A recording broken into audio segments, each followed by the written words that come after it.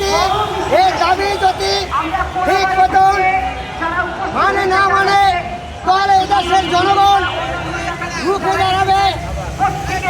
এক কথায় এই জনগণ 12 থেকে 13 কোটি সাধারণ জনগণ তছনছ করে দিতে পারে বাংলাদেশ।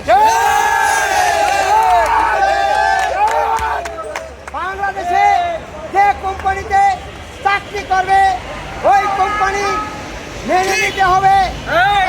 এই টাকা দিতে ব্যর্থ হয় তাহলে সরকারকে এই টাকা পরিশোধ করতে হবে।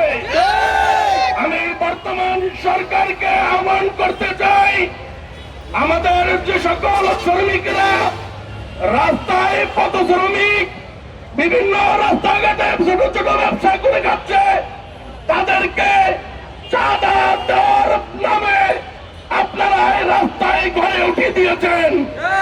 অতএব সরকারে হুঁশিয়ার করে দিতে চাই, আমাদের শ্রমিক ব্যবসায়ী ভাইদেরকে রাস্তায় এবং যত যত জায়গায় ব্যবসা করার সুযোগ করে দিতে হবে, অথবা তাদেরকে সরকার থেকে ভাতা দিতে হবে।